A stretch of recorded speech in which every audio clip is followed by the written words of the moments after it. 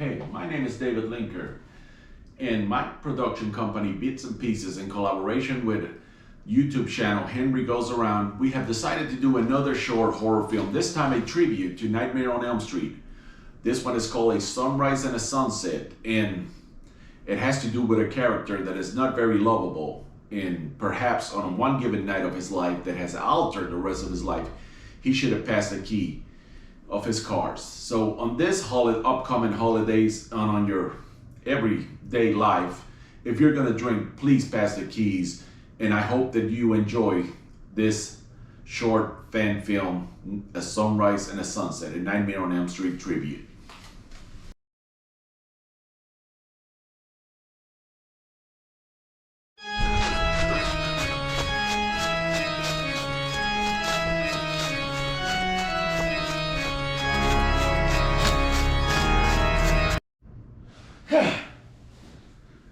Hi, my name is Ken Genter, and I'm a drug addict. Not one that would pick up his narcotics in the lesser part of town.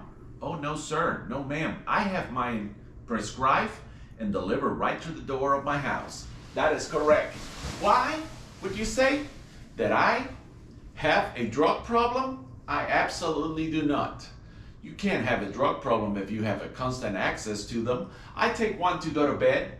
I take 3 or 4 to get up, and I take a collection of pellets prescribed by a physician throughout the day to sit in my cubicle and make you, my consumer, believe whatever comes out of my mouth.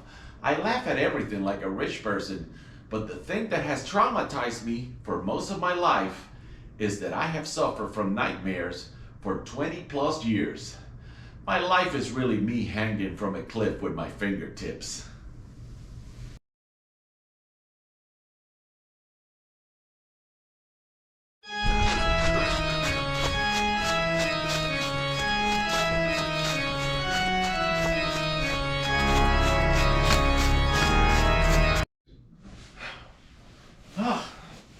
Hey, it's still me, Ken Genter, and I'm still in a whirl of trouble. It's like riding a bicycle throughout the night in the middle of summer. It's like running a 5K. It's like having a graveyard shift job. I wake up with scars in my arms, and I really don't know how they got there. I asked my doctor for a stronger prescription, but he says that I have already built my tolerance to the point where I will now have to be hit by a hammer in order to survive.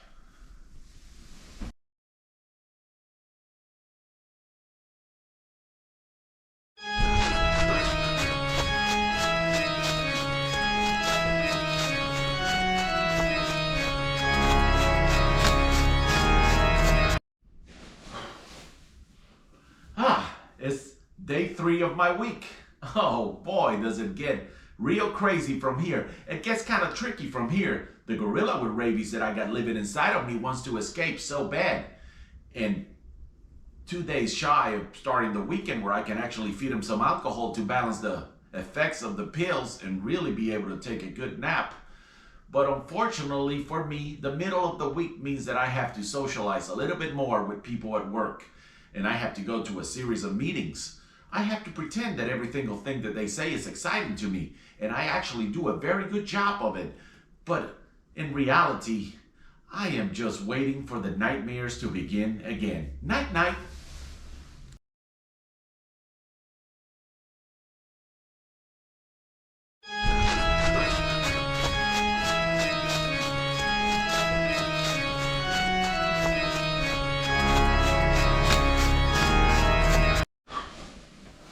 Oh, feels like I had run over by a car. Speaking of running things over by a car, 20-some years plus ago, I ran a woman named Kruger. It was the last day of summer before I was headed to college. From a very prominent family I come. And unfortunately for me, that godforsaken female died in the side of the road. They blamed me for running her over. They said that I was intoxicated.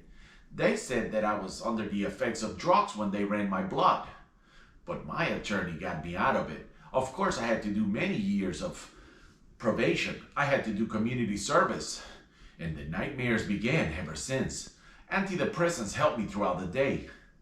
But that godforsaken Kruger woman should have never been crossing the road at the same time that I was trying to make it back home. All I had to do was turn 2 more corners, and I would have been home. I would have gone to bed, and the next morning I would have had a big breakfast. Speaking of breakfast, today I had myself an avocado toast. It's really guacamole on top of bread. I pay $17 just to make sure that I can fit in with the rest of the crew at work.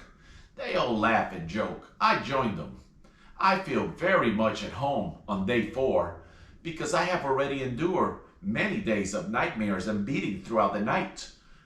But I'm also 1 day away from the weekend. Oh man, good old bourbon, my only friend on the weekends.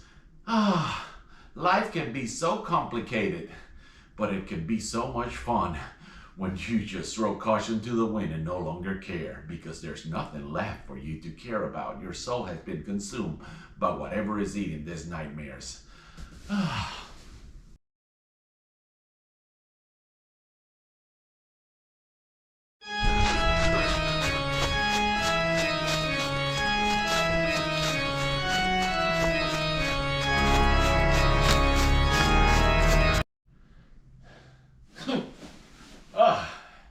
Bastard with the glove almost got me. I don't know who the hell it was. Oh boy, it's day 5. And you know what? Good old Ken Jenter is ready to medicate himself and go on about the final day of my work week. When I have waited for all week because until Sunday is the one day, Friday, where I actually get to really induce myself into a mini coma and feel less of a stress at night. For some reason, the scars and the beatings that I received during the nightmares, they hurt a little bit less when I'm intoxicated on a Friday. It's a combination of alcohol and pills. My doctor has says that it's lethal and that I should tone it down. But my God Almighty, he doesn't know what I go through at night, enduring whatever the hell that man is trying to do to me in the middle of those dreams. But nevertheless, life goes on. And anywho, allow me to go on with the rest of my day. The only thing that I would like to know is how long will before this nightmares end? I know when.